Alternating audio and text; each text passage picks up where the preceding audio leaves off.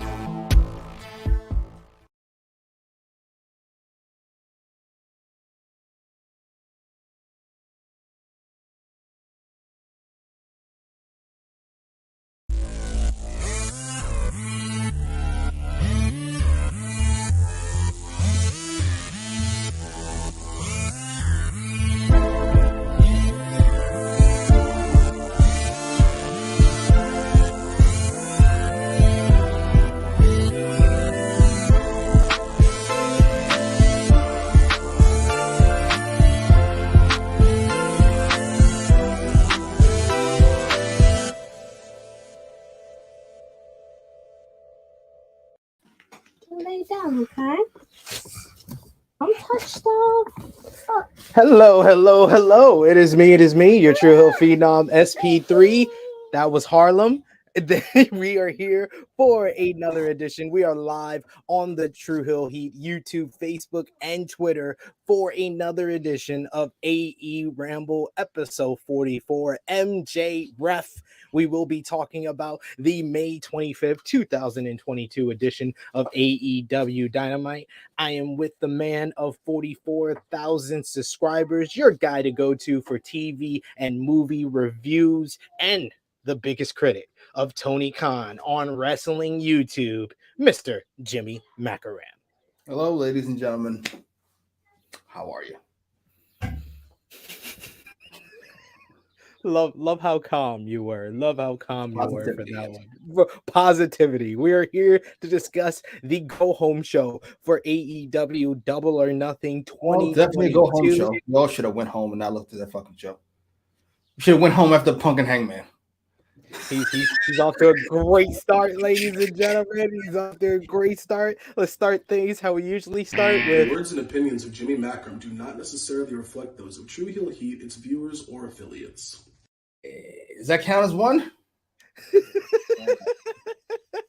We are starting late because myself, as well as Romeo, were on the AEW Double or Nothing media call with the aforementioned Tony Khan talking about this Sunday show. We're going to be live tomorrow at 12:05 p.m. Eastern Time with our AEW Double or Nothing preview and predictions with special guests from the Late Night Grin, Joseph Holbert. It'll be myself and Romeo. Then you got the live watch along on Sunday with Romeo and the gang hosting that. And then finally we end off Double or Nothing week on Monday where me and Jimmy will be back together. You get 2 times me and Jimmy, 2 times the disclaimers in 1 week, as me and Jimmy will be here along with Romeo and Wrestle Talk's own Tempest to review AEW Double or Nothing this Sunday. And Jimmy is already regretting a decision that he said yes. Hey, dude. I forgot I had this thing to do on Monday. I was watching the show. I had all these different thoughts going through my head. Oh, I forgot. I have a funeral to attend to on Monday. Got a funeral to attend to. Oh, Jesus. And probably the funeral was after you saw our original poster for this edition of AEWramble. With you as Blackhausen, very hood, very evil. That's outrageous. Genius idea from me and brought to life by the one and only Mr. Romeo Anthony Colon. And look who's here in the backstage area. The only person that Jimmy allows to make a run-in on AEWramble outside of Marcus Cash is Romeo himself. He was on the media call, ladies and gentlemen. He popped his media call cherry on behalf of True Hill Heat, and he's joining us in the backstage area. So I wanted to bring you in since everybody loves seeing the face and the ace of the True Hill Heat YouTube channel. That was like my first NBA game and just riding the bench the entire game. How was it? Didn't get to talk. Didn't get picked on. Oh, that's cool. You probably would have some nice. That's what you had to say about AEW Dynamite last night? As she tries to get the flower out of her hair and then... Great Julie Hart with the eye patch. Great stuff from Harlem. We want to hear from all of you guys in the live chat. Of course, this is an interactive show, so we want to hear your thoughts on AEW Dynamite from last night in Las Vegas, Nevada. We got Film Nation with the AEW chant. We got CM already putting it out there for Jimmy, already setting the standard as she always do. She is our in-chat counter of the disclaimer, and she says, okay, between 10 and 12 today. Keeping it clean. Keeping it clean. I say it every week, but keeping it clean. Yeah, you say that every week. That's what I was gonna say. We got DJ Eric saying sup SP3 and Jimmy still hates CHK Macram. We also got Frantic World who says what's up SP3 Jimmy and chat. CM already counting one for counting off one. CM says I want Jimmy's take on the thumbnail. What's your take on the Blackhausen? Your Blackhausen. It's outrageous that is the thumbnail. Good job to all you guys, but I'll be nice about that whole situation. At least when you get to see it on fucking Dynamite. There you go. We got Frantic World that says Jimmy would never be on the video call for AEW. Absolutely not, because as soon as he called me a nigga, I'm gonna go off. Wait, what?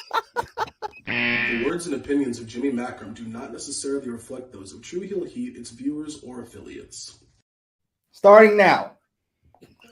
Starting clean from right now. That one counts. Yes, it needed a disclaimer for that one. CM also saying Harlem said if Romeo's here, so is she. So yes, Romeo's her favorite out of everyone I do any type of podcast. Yeah, Uncle Romeo is favorite. We got CM who says CHK's booking of the women plus the Negro hole.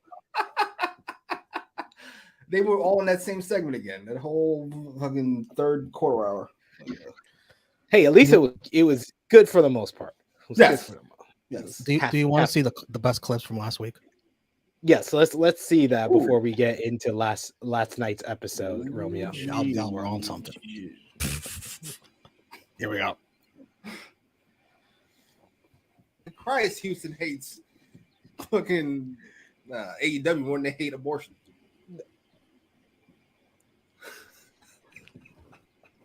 Yeah, like already we're like only 3 minutes in. We're only 3 minutes in, sir. But yeah, they didn't pull fucking Carolina versus Bob's Burger fans. They didn't pull goddamn Coach K's fucking opening speech fans. Like that was horrific. Jimmy, what would draw more in Houston? The Harlem Globetrotters or AEW? Let me tell you something. The Harlem Globetrotters could draw more at a Klan rally than AEW did last night. That shit was rough. Look at the boys go. They're poking more over than Hangman while wearing an abortion shirt in Texas. Might be one of the most impressive feats ever.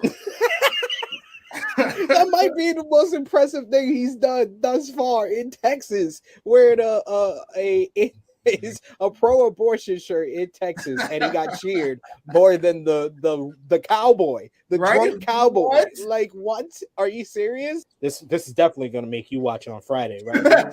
I was going to say, speaking of abortions. Oh my God! What? He's hated in Texas. I'm not entirely sure why. Outside of the fact he's MJF. I do know why they enjoyed the segment. I mean, always good for a good lashing in Texas. The Wardlow's probably the lightest person to ever have it happen. That is hard. I really want to give you the disclaimer for that, but that's actually true. How does Dummy's lack of booking, lack of plotting, lack of formatting get me one? Fucking Shad Khan should have had an abortion. I think it's going to be a good match, though. Match. I didn't even know it was a match because I've had a struggle listening to these two try to put string sentences together. Oh my God. Oh, fucking two fucking black, ironically, black holes of charisma. Oh, You my boy Blue. This segment had all the charisma of the IRS audits. I'm not sure why this is funny to me as it is. Just give them the overrun. Give them No, nigga, plot your show overrun. properly. You got 120 minutes to get this shit together. Stop booking 87 goddamn segments. Why the fuck we gotta hear from Matt Sydal and fucking Blake Griffin? Get that out of there. That's a minute right there. I'm sorry. It will always pop me. You calling Dante Martin Blake Griffin? I feel like the word of the week was abortion. Oh man, Right. that was great. That might have been the best clips ever. We appreciate your work, Romeo. You work so hard putting those together. We appreciate Thank you you, for that. sir. True Heel Heat's underdog. Absolutely. You want to let the people know when they'll see you again, sir? Tomorrow, right here. Double or Nothing preview. Yes, Romeo will be here. Thank you so much, Romeo, for that. We got a couple of comments in the live chat based on our clips, I guess. EBB saying this is what Jimmy would ask, I guess. Hey, Tony, what the fuck are you doing? Sticking all the black wrestlers in one part. Tony Khan be like, good question. I like to say I have many black friends. I'll have Sean Dean tweet at you. Absolutely. Fucking. Ugh. Oh, that makes sense. That makes sense. We got a bunch of people. Andrew saying that was the best. We got Film Nation saying I love it. EB says he needs to stop adding an extra match the hour before the show for no reason. So Please. yeah, agreed. And yes, we should also mention a couple of things before we get started with the review. RIP to Ray Liotta from me and Jimmy's, one of our favorite films. You didn't know? Oh, he's just now learning this. No. What? Yes. RIP to Henry Hill from one of our favorite films, Goodfellas, passing away today. Jesus. And RIP to Kevin Spacey, who's in the news for much different reasons. Oh, Jesus. I didn't even know about Kevin Spacey, but Ray Liotta, god damn it. He's got one of fucking Tony Khan's favorite lines in that Goodfellas movie. You know who gets called idiots and nigger stick-up men, Karen? Sorry. I love that. The words and opinions of Jimmy Macram do not necessarily reflect those of True Heel Heat, its viewers, or affiliates. I'm sorry, I can quote that movie for days, and it all on the N-word. Two niggers just stole my truck. I'm sorry, I can't. I love that movie. Oh man, it's great. It's great. Thank you so much for that. RIP. We should also mention, thoughts and prayers to everyone in Texas with what went down over there. What? I don't want to get some real trouble. We'll get in real trouble for what I gotta say about that. Yeah, relax. Just saying, Texas. Goddamn. I mean, Texas. I don't know what to tell you. Also true, Texas. but You sit on the couch eating donuts, you'll get fat. I mean, I when they do that, thoughts and prayers to the tragedy that went down to the there with parents. school shooting. Yes, and the kids, I guess, and all the family members involved. As far as Texas goes, Oh no! I'm talking about the people who go. lost somebody. Yes, to be specific. And we got a super chat donation here from EBB. We appreciate that. Always, EBB. Thank you so much. Saying better get Romeo back on for Spears praise. Man deserves his flowers. He was And great, why not? wasn't he? That was the opening to the show. So why not, Romeo? You can stay for our right. opener. Listen, EBB, thank you for that super chat, but I'm gonna get into it right here. So we're talking about AEW Dynamite from last night from Las Vegas, Nevada, and it was the 3-year anniversary, celebrating 3 years since the first ever AEW Dynamite event, Double or Nothing 2019, on May 25th, 2019. And we started off things with the steel cage match of Wardlow versus Shawn Spears with MJF as special guest referee, taking a little bit out of the Shawn Michaels from the 90s referee outfit with the short shorts and even a Burberry striped referee shirt. That was a nice touch. What did you think about MJF's attire, Jimmy? I thought it was great, and he's got the MJF's great in everything. Indeed. Shawn Spears with his great entrance, the great Shawn Look at Spears. this goofball trying to be cool. There's nothing cool about him. It isn't. Sorry. Who do you think you are, the Punisher? You're not. You're Shawn Spears. Wardlow is escorted to the ring by security in handcuffs with the Las Vegas crowd chanting Wardlow. I love how it's developed over weeks, but they're getting the hang of it now. If Wardlow touches MJF in this matchup, he won't get his match at Double or Nothing. MJF at the beginning checks Wardlow and then reaches in his pocket for the handcuff keys to unlock him. But similar to Wardlow at Revolution, MJF can't find it. He can't find the keys, leading to Spears attacking him. Basically, it becomes a 2-on-1 match for much of this match with MJF attacking Wardlow. He even spits in Wardlow's face at one point, which leads to Wardlow breaking the handcuffs right in front of him with his strength. Wardlow hits a nice swanton bomb, but MJF won't count the pinfall, just smiling at his former bodyguard. We get Wardlow. He picks Shawn Spears up for the power bomb, but MJF kicks him in the balls. Spears hits the C4, but Wardlow kicks out of a fast count at 2.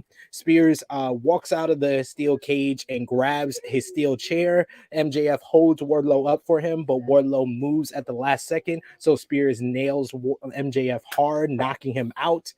Great camera shot here of Wardlow rising up behind Shawn Spears as he's distraught at hitting MJF with the steel chair.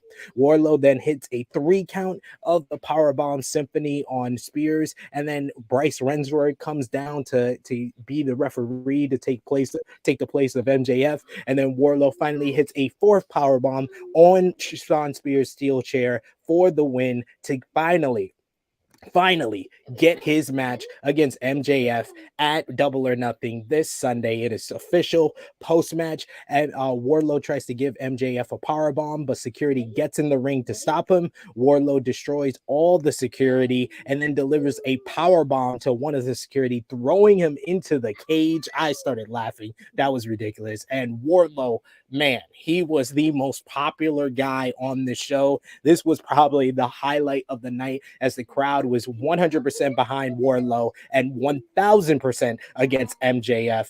What did you think about this opener here, Jim? I thought it was great. I thought it was perfectly done. I don't know why it was the opening match. I don't know why Hangman and Punk came on after that. I assume it's because they wanted to avoid the NBA game that started like 8:30, 8:45. Fair enough. I thought everybody was great here. Even Spears, after his entrance, which I admit was atrocious. That mask, lose it. It doesn't work. His facial expressions are great, as are Wardlow's, as are MJF's. This all worked for me. I don't know about the way this was laid out, this feud, about having it official the fucking Wednesday before the pay-per-view. All right, whatever. Fair enough. But this feud's been great. Easily the highlight of the night. Easily the highlight of the night every night for like the last 2 months. I liked it. I enjoyed it. Romeo, what did you think about Shawn Spears' performance in this match? I mean, regardless of what you're about to say, Shawn Spears plays his role of the MJF Lee lackey so well. This is 100% much better than Ty Dillinger's entire run on the main roster. It's just his role as the lackey of MJF. But what did you think? Yeah, that's fine. I mean, this was a nice little angle. It wasn't much of a match. It was like, 6 minutes? The steel cage was not needed at all. It was just background. Like, why did it have to be a steel cage match? Wardlow looked cool. He did. I don't know about MJF taking an unprotected chair shot. I don't think that's needed either. Right to the dome. I mean, he's an adult.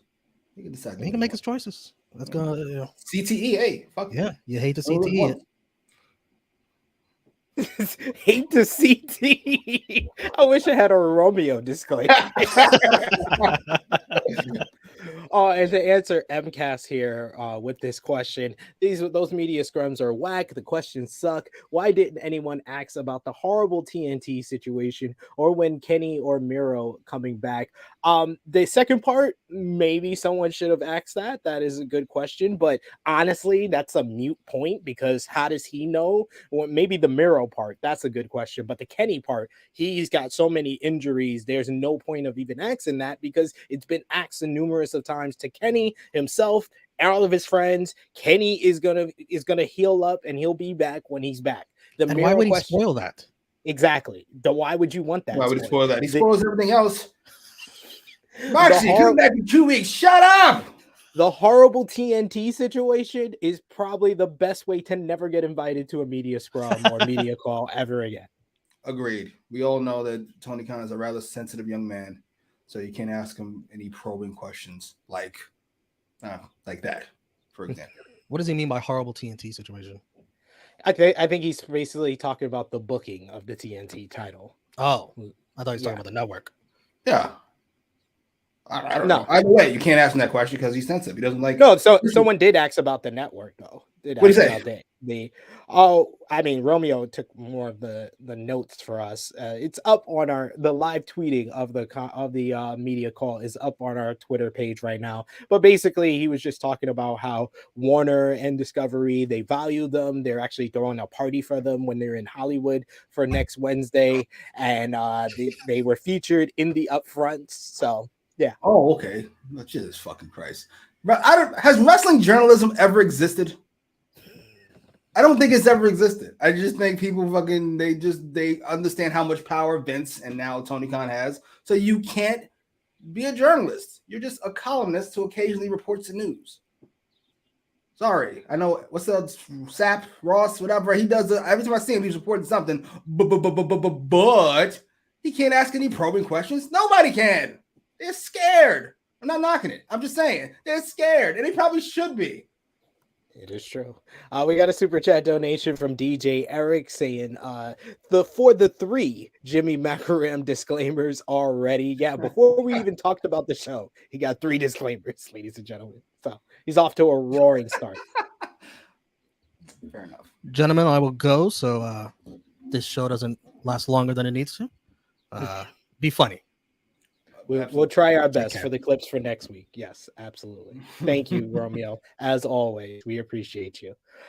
We got CM who says MJF has and Hoochie Daddy shorts. Immediately thought of Shawn Michaels. It was perfect. It was. You could see everything going on for MJF. You could see everything. We got MCast who says great segment, should have ended the show. I do agree there. This would have been very appropriate as the main event. That or the Punk Hangman, everything in the beginning of the show could have been great, but I think they want to avoid Jimmy Butler and Jason Tatum and them.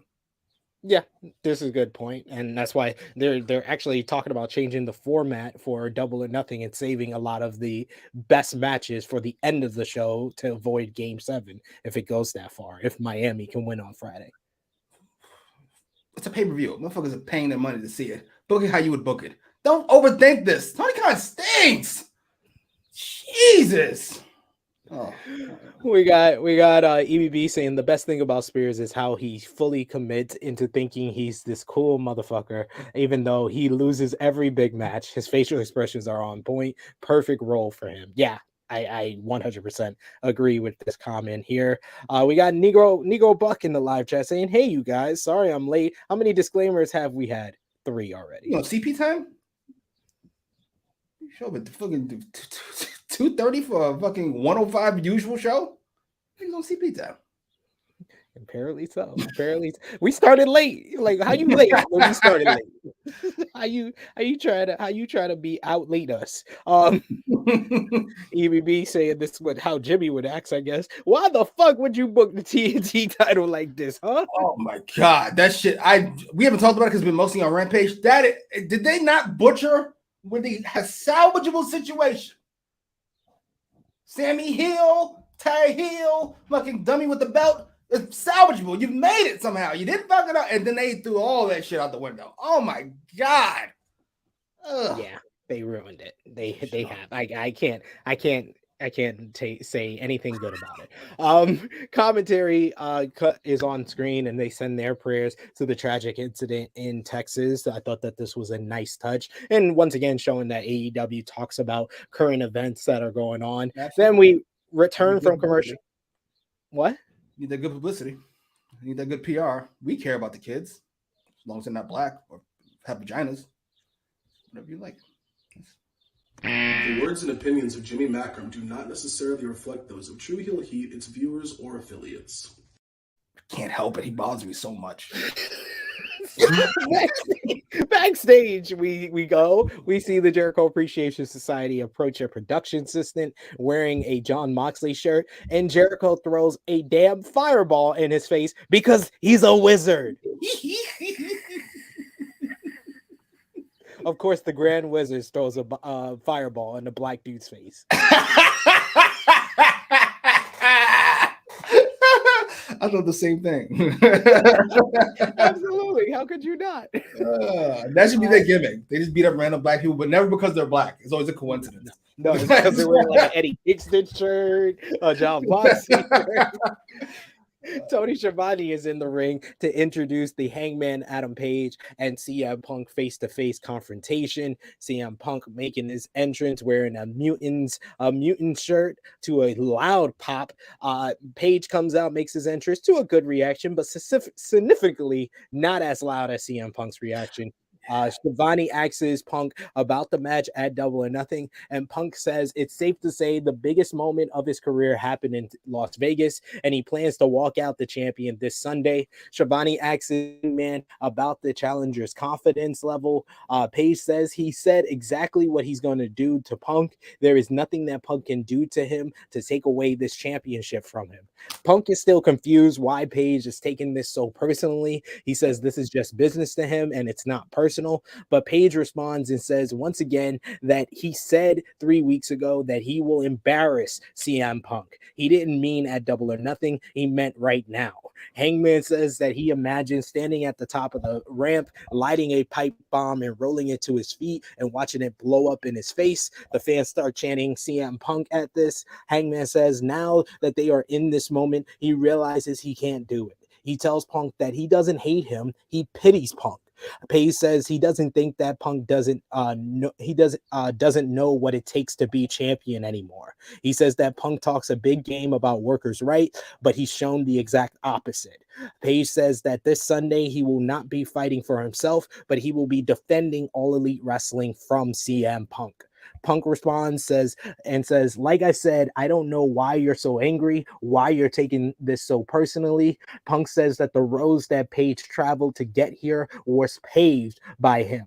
The world he traveled to get to All Elite Wrestling happened because Punk gave Page the blueprint.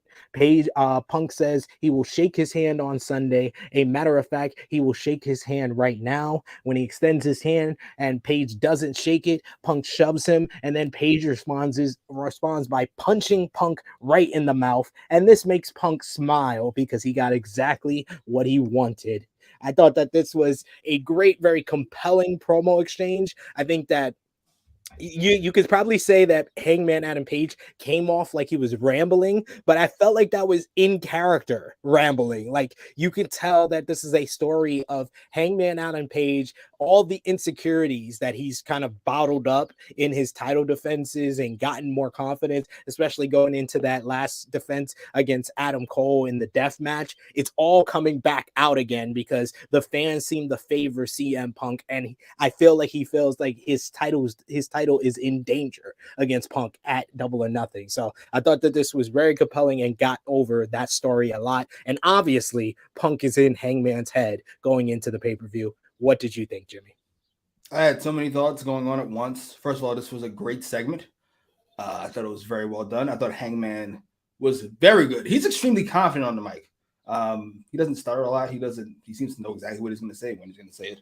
I don't know if I liked what he said. It felt very weird about how he's defending AEW from CM Punk. It felt like we just took some fucking Twitter feed and we just put it in Hangman's mouth because we gotta have it. But whatever. I'm not gonna complain too hard about it. It's fuck it. Punk was very good as per always. And this feels to me like the first part of their feud. This feels like we're building to a second feud. The second match. This first match is kind of just the setup. I don't know if Punk goes over. I used to think he would. Definitely. Now I am hesitant. I'm 50-50. I'm curious where that goes. Yeah, like after this whole promo exchange, I was like, I really can't see CM Punk winning unless he's turning heel on Sunday. Like that's the only way I could see it. Like if this is a long form story, I think it makes more sense for Page to go over, but it's gotta be in a way that like is controversial, which I don't know if they want to do that for the main event because they never have done like a controversial finish to any of their main event matches besides when it didn't work out with the exploding barbed wire death match. But yeah, I mean, we got EBB who says Punk with those fake ass smiles and all disrespect talk. I definitely want that buckshot to happen. Yeah, like I can legitimately. I saw a split on social media, and I thought the same. I thought the same thing. This promo exchange really kind of was the inverse of what we've seen from their individual promos, where Punk kind of leaned heel when he was talking down to Page after the John Silver match. We had Page with this promo when Punk wasn't there that leaned toward heel. This one was more of like, if you're a fan of Page, you're still with Page and you want to see him overcome Punk at Double or Nothing. And if you're a fan of CM Punk, you want to see him beat Page and win the title. I thought that they did a good job of not having either man kind of lean heel. If anyone leaned heel, it was kind of Hangman. And I was confused, the people that were like, didn't understand that this is Hangman's whole character, the insecurities. People asking, why is Hangman angry? Literally, this is all about Hangman's character of the insecurities and Punk's character, because what has every person Punk has feuded with lately told them, Jimmy? MJF, Punk's an asshole. Eddie Kingston, Punk's an asshole. And then basically that's what Hangman's saying. Punk is an asshole. And everybody's so confused, like, why? But why does Page think he's an asshole? This is what we need to get to the root of. Page has no reason to think he's an asshole. He made it seem like CM Punk was doing some workers' rights shit, that he's fucking not living what he's saying backstage. This all feels very like, if you don't like CM Punk, we know these are the reasons you don't like CM Punk, so we're gonna have Hangman say that. And I don't like the insecurities thing, because I thought we cleared that shit up when he beat Kenny Omega for the belt, and he beat Dragon, and he beat other people. Enough with insecurities. No more insecurities. You're the baddest man on the planet. Why are we insecure? I don't understand. Unless you're turning heel, then whatever. Hey, he hasn't had a beer on camera in a while. That's why. That was the thing that when I said all those insecurities was bottled up. It was because he had a bottle in his hand for his insecurities, and he hasn't drank in a while. If this was WWE, I would bet my left nut that this would end in the DQ at the pay-per-view, but it's not. So it's not gonna happen. I don't know what the move is. Somebody does something dickish to win this match. We got Film Nation who says fantastic segment from CM Punk and Adam Page. Fantastic and strong. That's outrageous. I thought it was compelling. That's compelling is a good word. Yes, the best word to kind of explain it. EBB says, I feel like this is the first part of the story, could easily expand and make this lead to a rematch. Whatever happens at the pay-per-view, I think there's a big change for one of these characters coming. Yeah. That's how it definitely felt like. And he also adds, Punk turning heel and saying, I looked in the mirror and asked, are you a good guy? And the answer was no. I don't know what happened, but it will be funny. Yes, absolutely. I can see that. It will. And CM also adds the reason why Page is so angry, because Punk has a punchable face. If Hangman says that, I'll be here for it. I just want to punch you in the face. Yes, CM Punk definitely has a punchable face. He comes across as the most smug, and he always has for 30 years at this point, as the most smug guy in the room. We got a difference of opinion here. Will T saying Punk and Page is poorly booked, and frankly, as a black man, I can't support a dude named Hangman from Virginia. To be fair, he's beat up no darkies in his title reign. To be fair, this is true. Well, Dante Martin, if you count. I said he's beat up no darkies. I'm joking. We're all black, different shades of gold. Hey, man. On the MW Network says brilliant go home show for AEW. Brilliant. These are the episodes that equally builds every talent featured. If we can get these every week, especially this summer, building to Forbidden Door, Lord no mercy. Lord I'm mercy. Tony Khan's fucking shadow account. What kind of fucking nonsense is that? A brilliant go home show? On what planet was any of that brilliant? CM, I'm gonna let him pass on that one. I'm just joking. We're all black. She says, see, that is disclaimer worthy. I let him pass on. I'm joking. I give him one per episode, ladies and gentlemen. I'm joking. Wesley Snipes all the way to fucking Blake Griffin. It's all black. I'm with you. I'm joking. There you go. We get a Jade Cargo versus Anna Jay vignette. Jay says that Anna doesn't deserve another shot, but Jay says that she has learned from some of the best women on the roster to get better ahead of her rematch. And Jay just says she is money, and that's why she's gonna win. Jay was right here. Anna Jay's a terrible baby face. I don't give a fuck what any of y'all have to say. Right? Would you fucking stop? Was she not awful? When she ran to the ring, did she not look awful? All this looks awful. Can we just be honest? Can we just be honest? I don't ask for much. We just want her to turn heel so badly. She was like, better than heel. Yeah, she was. William Regal is at the commentary desk, and out comes the Jericho Appreciation Society. And once again, they're listening to Jimmy. Jericho cuts the music and tells Las Vegas to sit down and shut up. And Jericho then joins commentary, and then that leads to our next matchup, tag team action, as Jon Moxley and Eddie Kingston versus Private Party. We see footage of Bryan Danielson getting his leg trapped between the ring and the elevated ramp from Rampage. Mox and King jump Private Party before the bell during their entrance. Love that entrance. Yes, I do. Shots. Oh man, that's great. Private Party hits a series of dives on Mox and King before the commercial. After the commercial, Isaiah Cassidy then hits a top rope stunner, and Mark Quinn hits a shooting star press for 2. Mox and King make a comeback with Eddie hitting the back fist of the future. Then they both hit the repeated elbows at the very same time.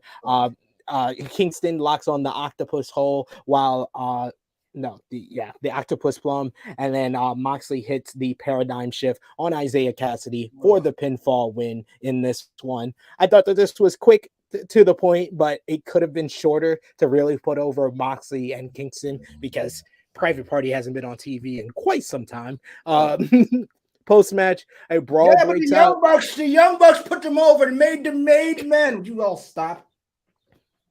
But brawl breaks out after JAS attacks Mox and King. Bryan Danielson even it's here. We then get Jericho gets in the ring and raises his hand, but Danielson gets in and attacks him. But Jericho gets the last laugh when he kicks Bryan in his injured leg. Finally, referees separate all parties here. What do you think about the match? And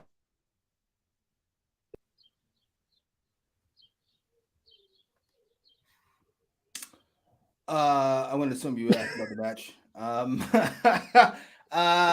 What did you think about the match and the post-match? Oh, sorry about that. I don't know. The post-match should have ended the show. We're not going to end with Hangman. We're not going to end with fucking the cage match. But whatever. Fair enough. This was what it was. I feel like we've seen the segment several times now at this point. We'll just keep adding more and more people. I feel bad for Rick Knox because, again, when it's 2 people, 4, 6, 8 people in the ring all at once, it's got to be Rick Knox as the referee, and he's got to look like an idiot because he's the only one we can make it look dumb. I got to be honest. If you told me Dragon, Moxley, Kingston, Jericho, Santana, who's a star, would be involved in a feud, I would say it was going to be amazing, and this just has not been. I just kind of saddened by it. I don't know what's going on. Too many people not to focus. Is nobody strong enough to make it out of the Jericho bubble without being made a lesser version of themselves? I don't know. Yeah, I don't know what's going on. I wish this feud was a little bit stronger. I think it fell apart with that long segment last week and William Regal's response. I thought the segment was strong when Jericho was speaking, and then kind of fell apart when Regal got on the mic there. Agreed. Moxley was good too. I'm not doing this sports entertainment bullshit. But Yeah. it feels like overall the feud has been rushed over the last couple of weeks to get the Blackpool Combat Club involved, and it hasn't been fleshed out on either show, Rampage or Dynamite. And we kind of lost the core of this feud. It went from Jericho being a complete cunt who turned on a couple of his brothers and also hates Eddie Kingston into like sports entertainers versus like whatever. Like, this is silly. It's like they combined the current feud for the JAS with their next feud before finishing that first feud. Yes. It's almost like somebody can't book. Who would have thought? I mean, if it doesn't go well, we just blame Jericho again, right? Absolutely. He has 30 years of experience. 30 years of experience. He said it was going to be good. He told me it was going to be good. EBB says, got to say, even though the stories were shit, at least in the ring, Private Party working with Matt Hardy helped them a lot with their pacing and just having them slow down and their fun characters. They're definitely paced significantly better. I don't know about that beard Mark Quinn's got going. That's on the rougher side. I get you want to be flamboyant or whatever, but that ain't it, Chief. Give it another shot. Back to the drum board. He's like, get it together, sir. Please get it together. Next we get a vignette with Mark Henry talking about how Owen Hart would be proud of this tournament so far. We hear from Tony Storm, Britt Baker, Kyle O'Reilly, and Samoa Joe hyping the two semifinal matches. And once again, they hyped the main event before the main event, Jimmy. How happy are you that Tony watches AEWramble? I'm very happy that they hyped the main event. Keep watching, sir. We have some more critiques for you to take aboard. Put the cocaine down. Listen to what I have to say. Listen to me, please. Bobby Cruz do the ring introductions for our next match. Caprice Coleman is on commentary for the following bout, which is our ROH World Tag Team Championship matchup as FTR versus the Roppongi Vice, Rocky Romero, and Trent Beretta. Huge pop for FTR in Las Vegas here. Rocky gets an early 2 count off the Gato clutch. He then gets a backslide before getting the cross arm breaker, causing Cash to go to the floor. Trent and Dax get in the ring and trade chops. We get Roppongi hit a cool little double team move with Rocky Moreno hitting a rewind kick into Trent hitting the half and half suplex. After Roppongi isolates Cash, he finally tags into Dax. Trent hits a series of German suplexes on Dax, but he comes back with 2 of his own. After a struggle, Dax hits a third with a bridge, but Rocky breaks up the pin. A couple of really good near falls towards the end of this matchup. Rocky blind tags Trent in, and then Roppongi hits a double team knee strike on hardwood. Trent drops Dax ribs first on the top rope, and Romero hits a missile drop kick for a 2 count. The Roppongi Vice go for the strong 0, but Cash knows Rocky, pushes Rocky off the ropes. Dax and Trent trade near falls towards the end of this one before Roppongi finally hits the strong 0, but Cash breaks up the pin. Out of nowhere, New Japan Pro Wrestling's own the United Empire, Jeff Cobb and Great Khan come out to attack both teams, causing a rare disqualification. Post-match, Cobb hits the Tour of the Islands on Rocky. He then hits a huge He hits a huge gut wrench power bomb on Dax through the timekeeper's table. Okan then hits the iron slam off the apron on Trent. Did he? Trent jumped through the table? Or never mind. Go ahead. It did kind of look like that. I won't cry. It looked like he just like was iron claw slamming an invisible man. Trent was choke slammed through the table by a ghost, and then to end the segment, the United Empire grabbed the ROH World Tag Team Champions to stake their claim to a title shot. What did you think about the match and this rare disqualification here on Dynamite, Jimmy? You said rare twice. They're trying to give them a pass for this fucking awful finish. We got it. You don't do it often. It's still awful this time. Ugh. Boo. Don't do it to all of this. It's just, ugh. I don't care. That's what it is. I don't care. I could go on about how we should be doing this the fucking episode before the pay-per-view. I could do that, but hey, it's his money. It's his pay-per-view card. Fuck it. It's not mine. Do what you want. I don't care about anybody doing anything. I don't care about Roppongi Vice. I love FTR. They should be in the title match view. They should win the belts. They were the hottest thing on the planet Earth 3 weeks ago, and now they're not. Sad, very sad. Over it. That was actually one of the questions I was going to ask during the media call. Like, did you? The biggest omission from this Double or Nothing card is not having FTR on it. In my opinion, Egregious. It's egregious. Basic. This is basic shit. Hottest people in the company should probably be on the card. This seems like it's kind of a common sense thing. Yeah, it's very true. Okay. We got EBB who says, ever since Yuta left for Best of the Super Juniors, I think I like the idea of Blackpool Combat Club more than the execution itself. A bit of a waste of them two for a pay-per-view. And after the in-the-ring year they've had so far, this is A. Talking about Ninja Mortis, sir, ma'am, whatever the fuck you are. I didn't say they're ice cold.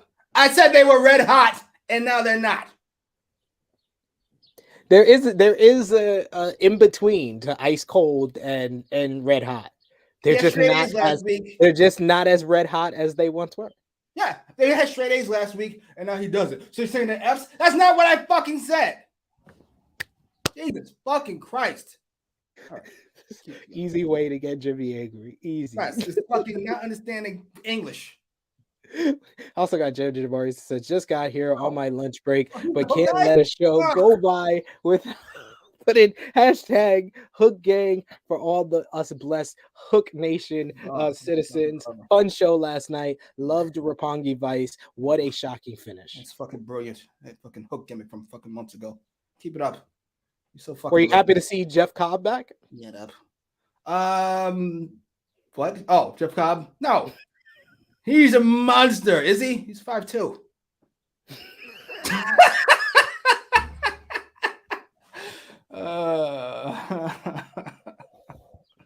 I did like Jeff Cobb.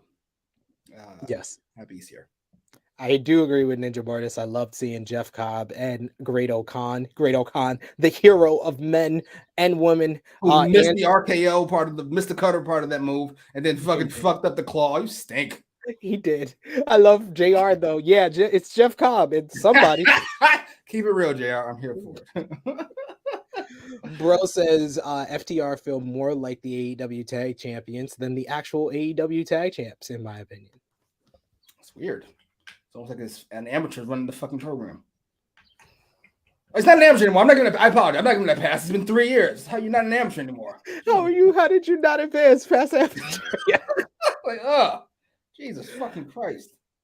We hear from the Hardys. Matt talks about how them and the Young Bucks had humble beginnings, dreaming to become wrestlers and stars. But Matt says that they are different from the Young Bucks because they grew up in the 90s when it was tough. The Young Bucks don't have the grit that they have. They are the elite, but when fans and they look at them, they see Hardys cosplayers. Jeff says they aren't in their prime. They are in over prime. They're middle age and extreme. At Double or Nothing, the Bucks are just stepping stones to the AEW World Tag Team titles. Matt says the Hardys have always been better than the Bucks at every stage. They are the elite. Well, they are the delete. They say the saying says to never meet your heroes because they will disappoint you, but the Bucks will be disappointed because they can't beat their heroes. Regardless of how you think about the promo, that was a great final line. If you say so. I actually didn't hate this segment, shockingly. I thought it was pretty good, all things considered. I felt a little awkward about Matt Hardy saying when we grew up we didn't do drugs. Fucking Jeff Hardy standing right there. Yes, that was very strange. I was like, awkward. Hey, what about the last fucking 20 years? Yeah, but he cleaned it up after. He's like, we grew up in the 90s. It was different. I get that this is I don't know. This felt very like. Listen, the promo was good in a vacuum, but outside of vacuum, aren't they the baby faces? I feel weird about hearing people go, back in my day, we used to fucking like, ugh. I don't know. I don't want to hear all that. Wait a minute. Ninja Mortis again. I'm sorry. I'm going to snap again. I'm not going to snap. I'm going to keep it together because it's a serious question. What promotion do you even like right now? I watch one, and it's AEW. That's why I don't have it on a fucking sliding scale like the rest of you bums do. Where it's like, oh, it's not as bad as Raw. It's not as bad as SmackDown. It's not as bad as NXT. I don't watch, so I don't give a fuck. Jesus. I love how the car is honking at you. Oh, that's great. This is great. We got a super chat donation once again from EBB. Thank you so much, EBB. We always appreciate that. If you have a little bit to give to the channel, it helps out the channel so much with these super chat donations. So we always appreciate that. And we'll always talk about your comment on screen.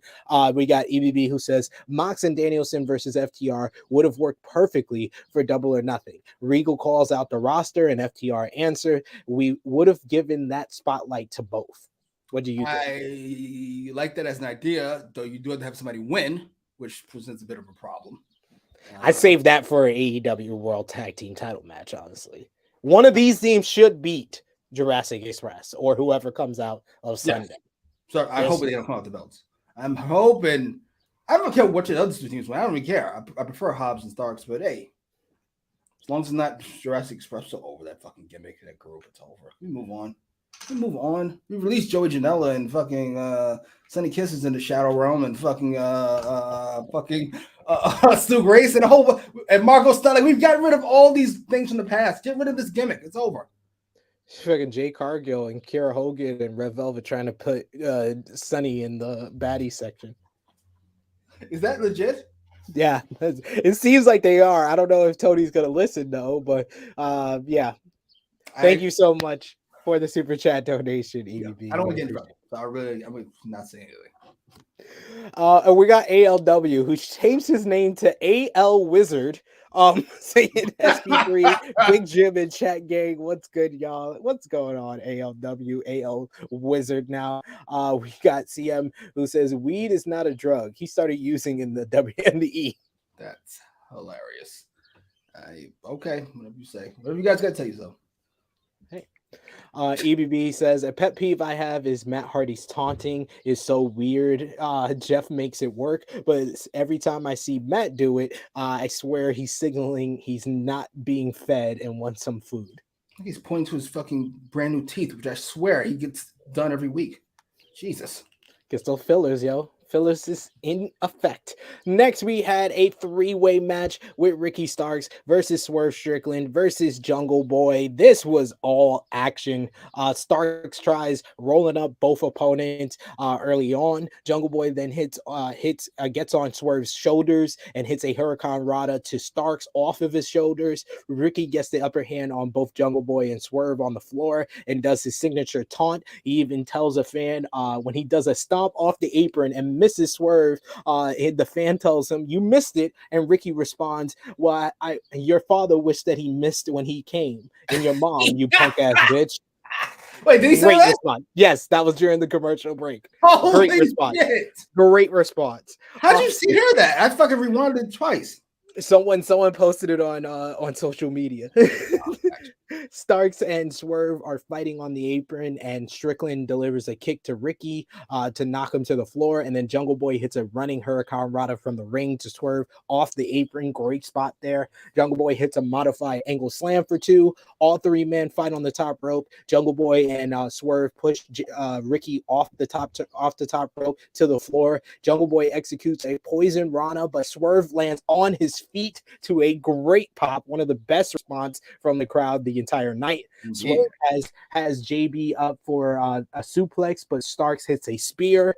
Starks gets a poke to the eye, hits a Rochambeau on Swerve, but Jungle Boy comes in and applies the snare trap. Ricky drags himself to the ropes, but Jungle Boy drags him back to center ring. He looks like he's about to make Ricky tap, but out of nowhere, Swerve hits the house call on Jungle Boy, and then he follows with the Swerve stomp on Ricky for the win. This was high octane. I thought that this was an awesome three-way match, a great preview for the triple threat tag team title match on Sunday. Post-match, Powerhouse Hobbs comes in and attacks Jungle Boy and Swerve Strickland. Out comes Luchasaurus for the save. They have a quick little interaction, but then Keith Lee comes down to confront both of the big men. All three get into a brawl. Luchasaurus hits the tail whip on Hobbs. Lee hits a headbutt on Luchasaurus, and then Keith then does a twisting plancha on both men to the floor. So Keith Lee and Swerve Strickland stand tall here. What did you think about the three-way and the post-match here, Jimmy?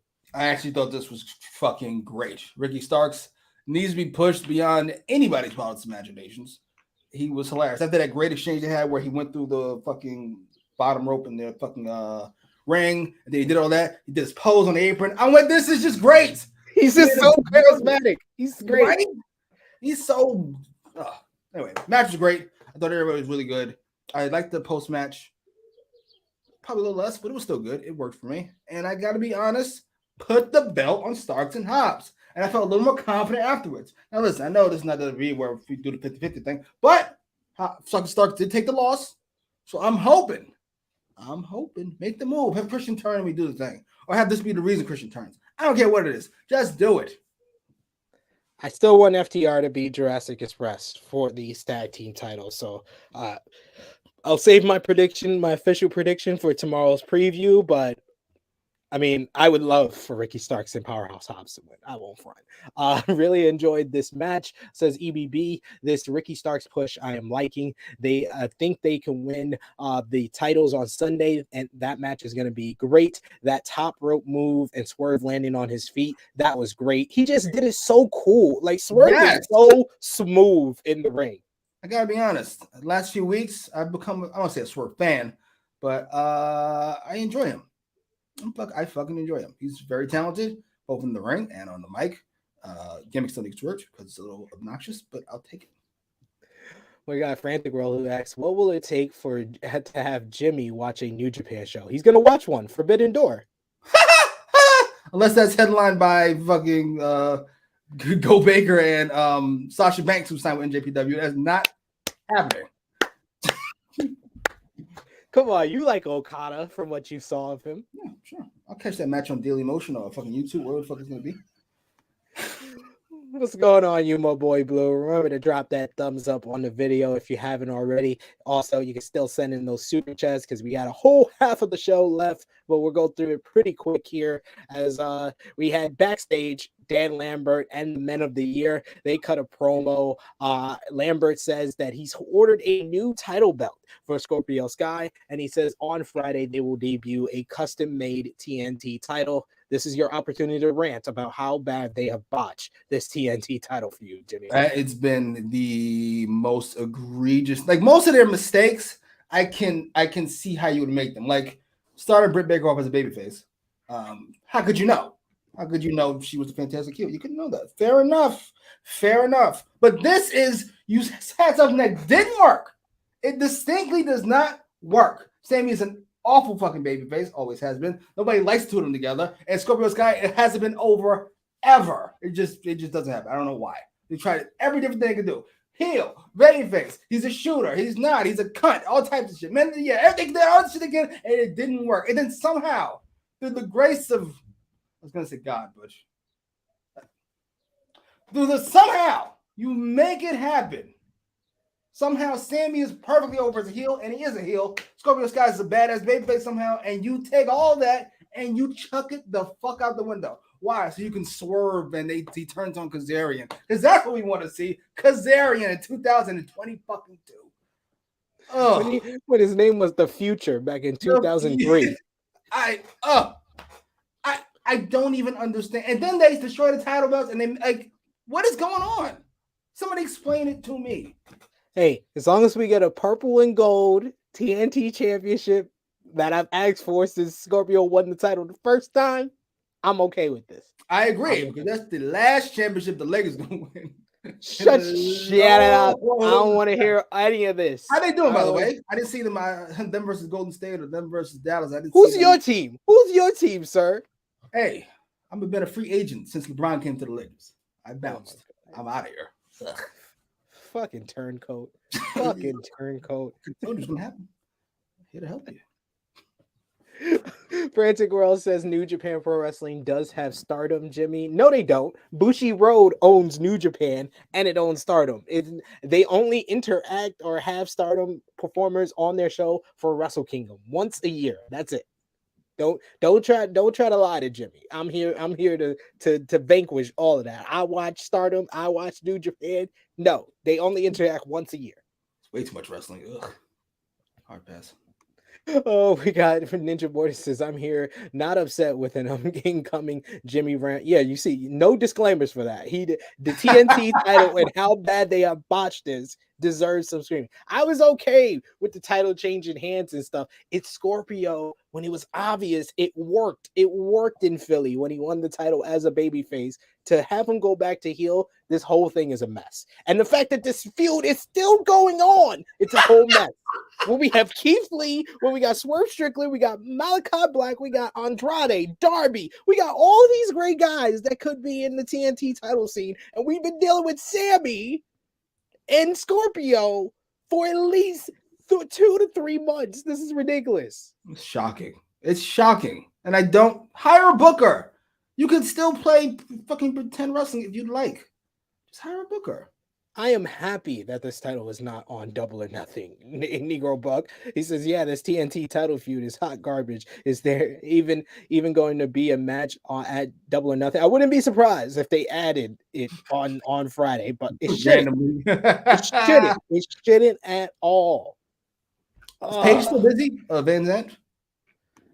I think she's still doing training for bare knuckle fighting, if I'm not mistaken. So. Hey, make your money, I guess. Do your thing.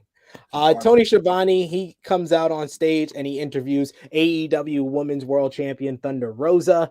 She is styling on them in that red cowboy hat and jacket. She has no makeup on tonight because she wants Serena Deeb to see her face. Rosa says that she wants everyone to see her face. She wants everyone to see someone who is grateful to be AEW Women's World Champion. A champion doesn't complain. Serena Deeb isn't a champion because all she does is make excuses for where she's been, for all the sacrifices that she had to make. Rosa says maybe she should blame herself. Rosa says on Sunday, the war paint comes out and the warrior inside of Mel comes out. Lamara Mero will get revenge on disrespecting Tony Schiavone, her mentor Dustin Rhodes, and Thunder Rosa. Her music hit early, but she still finished her promo despite that botch with the music, which is not on Thunder Rosa. Just want to make that clear. By far, Jimmy, this was the best promo of this entire feud. Yes, and I have to be completely honest. While Tony Khan is a piece of garbage, I must admit I am shocked that they let Deeb and Thunder Rosa talk for 2 weeks in a row after that first one. Because good Lord, and to me, it was great. It was really good. Botch not included. This was great. I loved everything about it. I love the look. I love the no face paint. I love how we didn't know she had no face paint until she decided to turn around. I thought that was dope. That was a dope blocking. If you know the filmmaker, that was dope blocking because you didn't see it because of the cowboy hat, and then she turned around. Woo! That was great. It was, and I like the outfit. It showed personality. It showed she's different. It's so good. Just let her do this from now on and have a match or two. Exactly. That's all I want now. Like, I'm not going to even talk about TV time or promo time because they've done that. Now just give her matches in between the pay-per-views and big shows. Give her a non-title match. Have her just come. What were they doing before she won the title? She would come out, have a 3-minute match, get a huge pop, and beat someone to death. That's how she got over and became the biggest babyface in this division. Let her do that again. Please. I don't ask so much. Just please. So good. We got Nick Jackson that says Thunder Rosa was looking good. Good. I did have that thought. I'm not gonna lie to you. Good. I felt like that fucking weirdo. I mean, that fan we had here. What to see her armpits? We had Heel Steven says, can't wait for the impromptu casino battle royale on the buy-in. Winner gets TNT title shot at Dynamite because fuck it, why not? This seems like AEW. It seems like AEW. Kid Get Money, I guess he's saying, I want Deep or Deeb to win at the pay-per-view. You can't have that. Yeah, I can't do that. I love Deeb, but we can't have that. No. Thunder Rosa Not after her promo. Let Thunder Rosa get rolling, man. Get rolling. Yes. EBB says this was the first time during this feud that either Deeb or Rosa was advertised before the show started. Once out of 6 weeks, love the promo. Jesus, that's a hell of a stat right there. That is a stat. The MW Network says Rosa best promo. God damn, she has been bad on the mic. She was great here. She was great here. That's all that matters. That's all that matters. Will you stop? Why do we always have to throw in the bad with this? Frantic World saying Thunder Rosa looks so good in all red. She definitely did. We also got Heel Steven who says Thunder Rosa with where in the world is Carmen Sandiego with that hat? She killed it. Yes, it looks good though. God damn it. Go ahead. Another super chat donation from EBB. You're killing it with these super chats. We appreciate it, good brother. Saying Tony Khan when negotiating with New Japan. Hold on. You don't book women on your show? We don't have to. Deal. This man is living his dream. Absolutely. Get all those badges, leave them back home. We're gonna have to change this thumbnail to why does True Heel Heat hate me? Why do you hate the ladies, sir? You know he didn't get anything. He probably fucking went to a fucking school where everybody was rich, so he couldn't use that to fucking get any pussy. So he hates all women now. He went to all boys high school. I'm pretty sure. Oh, I'm pretty sure. we know that pain. And we want to see women's wrestling. That's the difference. back thank you once again on the EBB for that super chat donation. Like I said, we always appreciate those and we always highlight it on screen and talk about it here on the show. We get a backstage promo. Tony Schiavone is with Red Velvet. Good Lord. Tony says that he knows Velvet is upset and she responds with no shit. I love that. That was you can tell Jade is rubbing off on her. Velvet says Chris has a bad knee and then hands Ruby Soho notes on how to beat Chris Statlander on Friday when she interrupts her. Soho says she doesn't need the notes. She beat Chris Statlander in the TBS title tournament, but she will keep some of these things in mind. I like the fact that they're giving Ruby Soho promo time every week. They're giving her more matches. She is my favorite. I think that she's going to win. She's going to beat Chris Statlander and may potentially win this whole entire tournament. What did you think about this quick segment? I thought this was really good. I thought, so what does Soho say when she walked in? I just happened to be walking by. I can't tell if that's her being sarcastic or fucking the worst line ever. Like a sarcasm of AEW promos backstage. Just happened to be walking by. Just happened to be walking by. I thought it was really good. I thought both the personalities got across. I thought they were both very well done. Red Velvet. Jesus. Gonna not get myself in trouble. And I thought Soho again feels like I would say star strong. She feels like important. She feels like somebody to watch.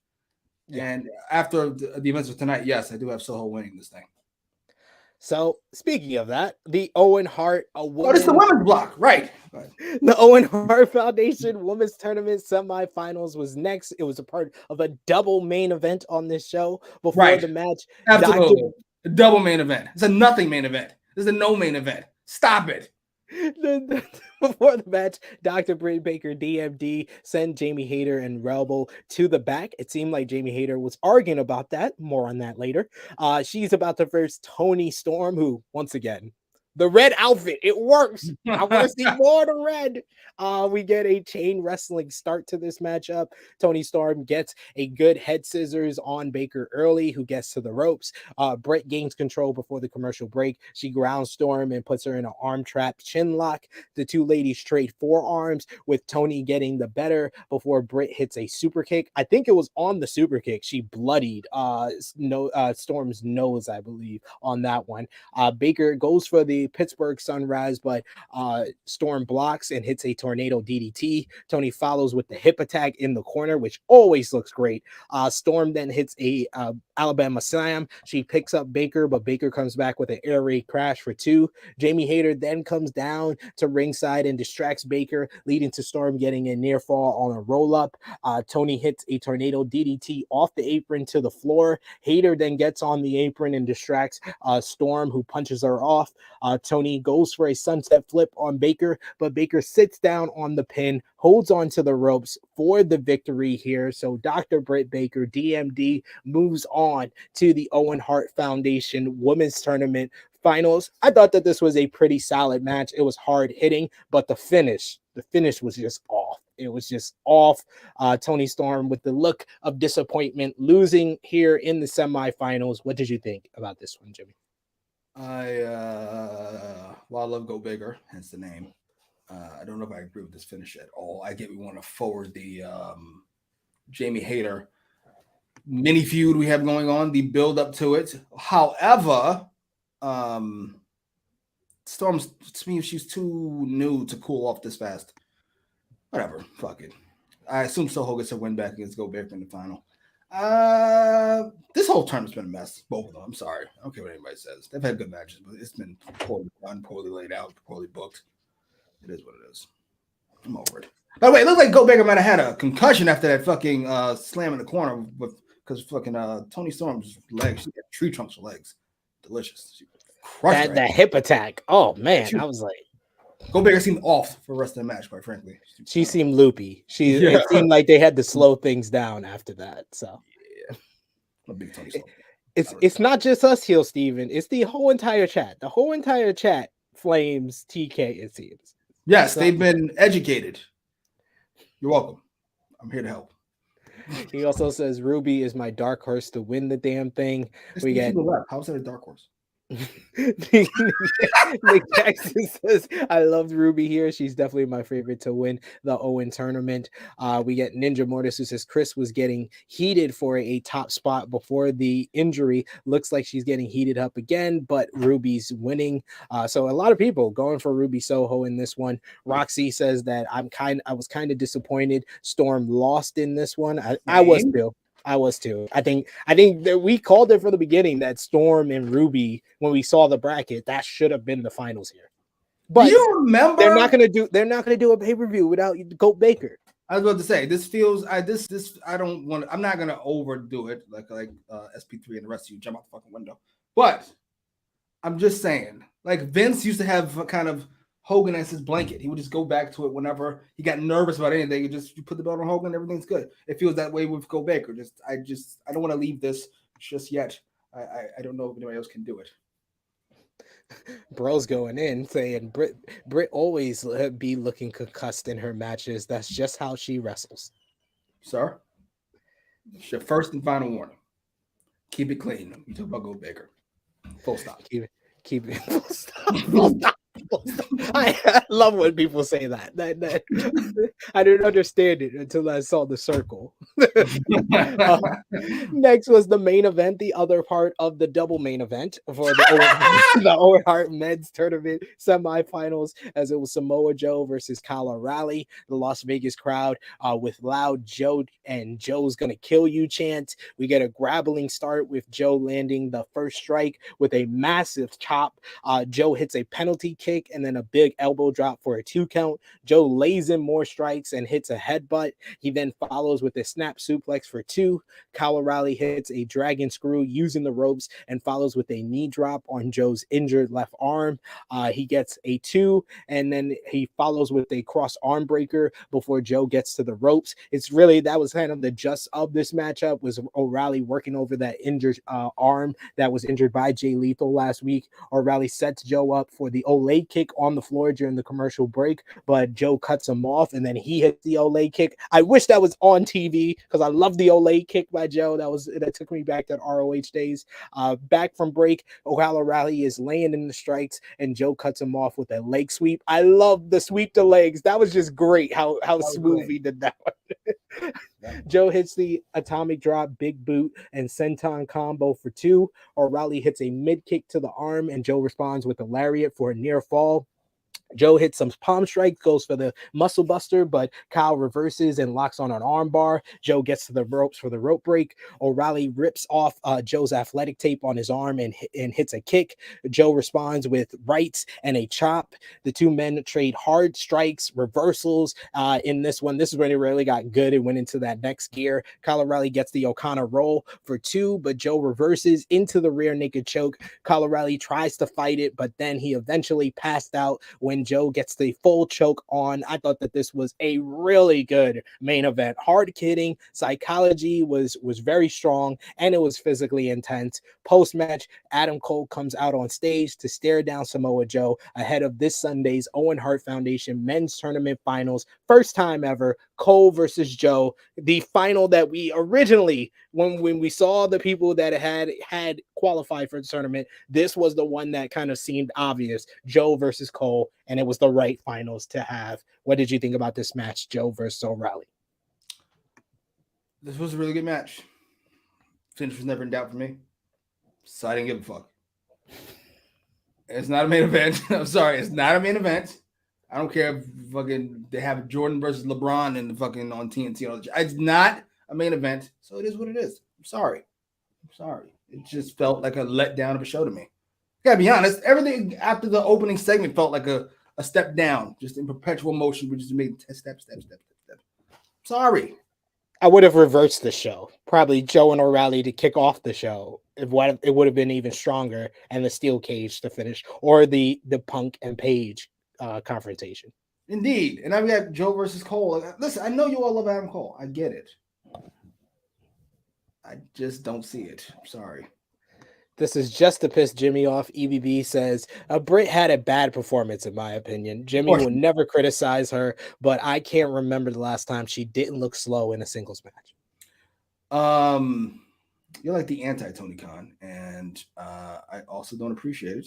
I'm going to keep it together because you've had so many good takes this episode. I'm not going to let this complete shit show of a mess that you managed to type out here infect my opinion of you. I still love you. I still want you to have all the success in life. Go Baker didn't look great here, but it was a bad performance. That feels like a stretch. It feels like a stretch. You've got some hater in your system you need to work out, sir. Ninja Mortis says, last thing before I go back to work, remember when we were waiting for that new show, that extra hour that was going to help the women's division shine? What a fucking scam. Oh, Bendito. I don't know what to tell you. I don't know what to tell you. Y'all fall for the okie doke. What happened to we're gonna start taking Rampage seriously and we're gonna put Cole and Hangman on the show, and from now on we're gonna and then what happened? Right back to the same shit it was before that. Knock it off. Stop falling for the okie doke. Banana in the tailpipe. You've been hoodwinked, bamboozled. What is the rest of it? Run amok. Let it straight. He said he still loves Rampage, though. It's a good hour of television. It's an hour of television. It definitely is. It definitely is there. Certainly. Negro Bucks is really solid main event, delivered exactly as I expected. A great knockdown, drag out brawl. Excited for Joe versus Cole. Frantic World says this main event was really good. Will T says Cole and his 12-year-old boy body cannot beat Joe. Thank you. I didn't have to say it. I'm glad you said it. He looks, listen, with clothes on, he doesn't look that bad. He gets in that wrestling gear. God damn, you look ridiculous. He looks ridiculous. I'm sorry. The words and opinions of Jimmy Macram do not necessarily reflect those of True Heel Heat, its viewers, or affiliates. Will T is the one that said he had a 12-year-old boy body, and not me. I'm gonna say Will T too. Will the thoughts and comments of Will T do not represent True Heel Heat. And he's being nice by saying a 12-year-old boy. EBB says, what's for you has been the best go home Dynamite ending. For me, it's that insane 3 feuds in 1 brawl before Full Gear 2019. I remember that one with the Elite and the Inner Circle before Full Gear 2019. I would say the all out one where the Elite had everybody in the cage beating them down. That was my favorite. You say so. You're asking for a lot. Fucking AEW's not that good where I can remember fucking go home episodes. Right? You complimented that one. Will you stop? I mean, I'm sure, but listen, I need consistency. I don't remember go home segments on shows from years ago? I ain't got nothing for you. That was like 9 months ago. Jesus, you don't even smoke weed. You don't drink alcohol. What are you doing? What are you doing? Why is your memory so shot? I'm sorry. It goes in one thing and it goes out the other. Sure. Hey, they just let me know that hey man, I don't think Jimmy. Thank you. That one. We all know Cole looks ridiculous. Why won't you admit it? Because he gave you deserves some good memories from years ago? He deserves all of it. And Romeo, with a program reminder here for everyone, Blunt Impact will go on. It will be a review tonight, not the usual watch along with Ness tonight after Impact on Access TV. So make sure you're here for Blunt Impact number 80 at 10 p.m. Eastern time with Ness reviewing the show. Check that out tonight. Jimmy will not be watching. But yes. Ratings come out yet? Huh? Dynamite ratings come out yet? I know they come out today. No, they come out in like another 30 minutes or so. We should stay on the air so we can fucking see those shitty ratings. It'll probably, I'm saying 900,000. Child, please. Against the playoffs. 900,000 against the playoffs is good. What did they get last week? 920 something? 922. Come on, man. Knock it off. Let's put our thumbs in the middle for the May 25th, 2022 edition of AEW Dynamite. Everyone in the live chat, you can do the same. Put your thumbs up, thumbs down, thumbs in the middle. And of course, match of the night, MVP, LVP. But me and Jimmy in 3, 2, 1. Both thumbs up. See, for all the feelings Jimmy told me off camera and on camera here, he gave the show a thumbs up. Out of 10, what did you give the show? 7. Maybe a 6.5. I'll go 7. If anybody's drinking haterade in the chat, I'm pretty sure it's Will T. Will T being honest. No, he's drinking the haterade. That's what he's doing. I ain't mad at you, but there's some haterade in your soul. Oh. Film Nation's like not enough armpits. Gets a thumbs in the middle. That's hilarious. We got Negro Buck with the thumbs up, Ace with the thumbs up, Roxy with a 7 out of 10. I'm gonna go 7.5 out of 10. It wasn't a great show, but I thought it was a good go home show. They worked to progressing towards the pay-per-view. We got 2 really good matches, couple of solid matches on this show as well. So I enjoyed the show for sure. Will T says Jimmy is being nice. I'm not. Thank you, brother. I'm keeping it clean. Jesus Christ. What was your match of the night, Jimmy? The 3-way with relative ease. Yeah. I agree with you. That 3-way was awesome. Swerve Strickland, Ricky Starks, and Jungle Boy. All of them looked good in the match. I like Jungle Boy not winning because it continues his story as well. Swerve was just cool and so smooth. And Ricky Starks is just always very ECW-ish, no? Yeah. Came off like an ECW 3-way dance. Absolutely. We got Negro Buck who agrees with you here. We got a couple more ratings. Wait a minute! Frantic World goes 7.5 out of 10.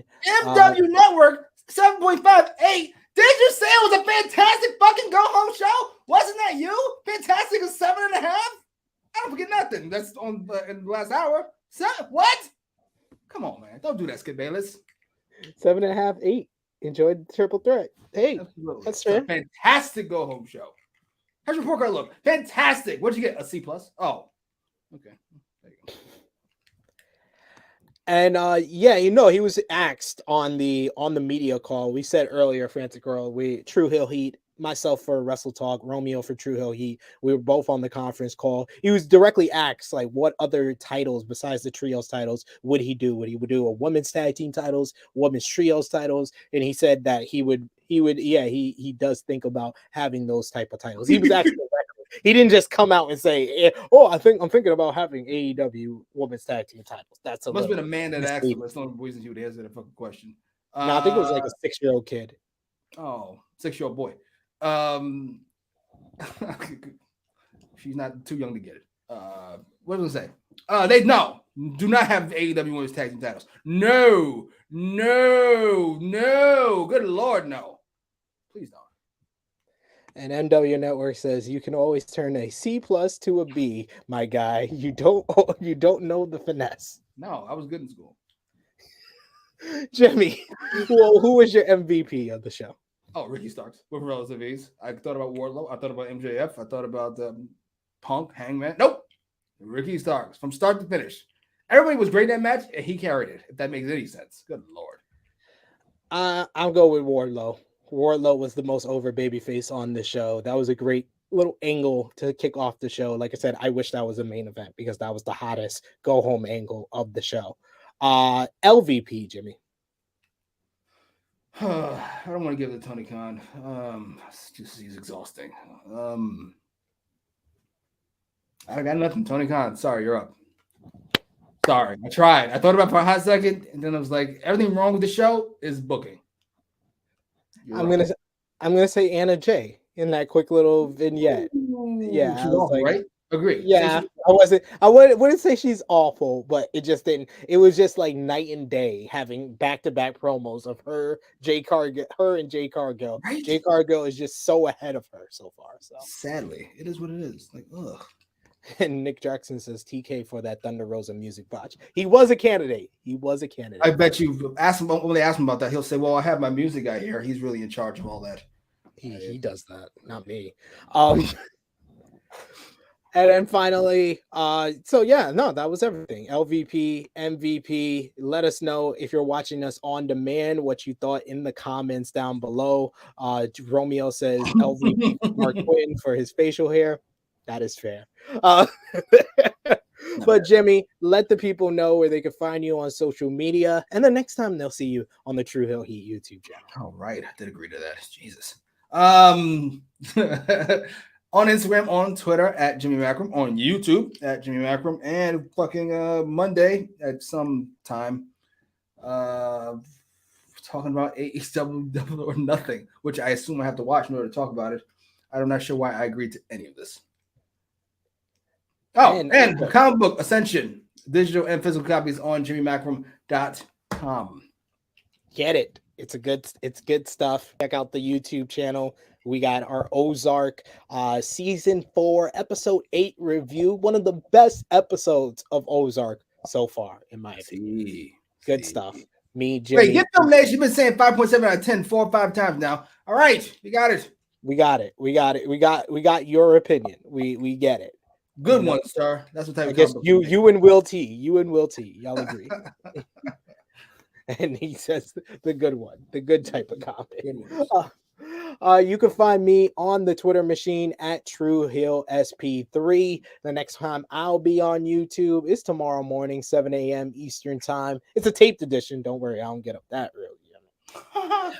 7 a.m. Eastern time over on the Believe in Pro Wrestling podcast. Myself, Rick Ucchino, and Bleacher Report's own Doc Chris Mueller. We're going to be previewing AEW Double or Nothing, and then right back here on the True Hill Heat YouTube channel tomorrow, 12:05 p.m. Eastern time. It will be myself, Romeo, and special guest Joseph Holbert of the Late Night Grin with our AEW Dynamite preview and predictions. Check it out. We're going to be breaking down the show, giving you our predictions for the big card this Sunday in Las Vegas. And then Sunday in Las Vegas, we got our live watch along here on the YouTube channel hosted by Romeo and the gang, breaking down all the action, watching with you. The best way to watch any pay-per-view or wrestling show is with the True Hill Heat gang. And speaking of True Hill Heat, you got 11:05 a.m. Eastern time on Saturday, True Hill Heat 177, talking about the latest wrestling news with myself, Miss Christy Love, and special guest Steve from the Steve and Larson's Going Raw podcast, one of the best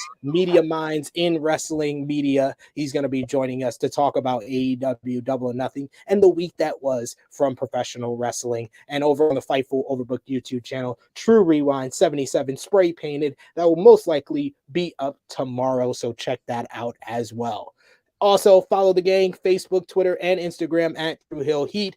Patreon.com/True Hill Heat, $3 a month. Special content, including the full audio for the media call with Tony Khan. If you want to hear his answers directly, not go by articles and everything you're going to see on social media. If you want to hear from him and answer all the questions from the media, Patreon.com/True Hill Heat. That's going to be up later today. And then prowrestlingtees.com/True Heels. Get your True Heel Heat merchandise. Help out the channel even more. So for Jimmy, it is me, your True Heel Phenom SP3. We want to thank you all for joining us. Remember to like, comment, share, and subscribe if you haven't already. This has been AEWramble, episode 44, MJ Ref.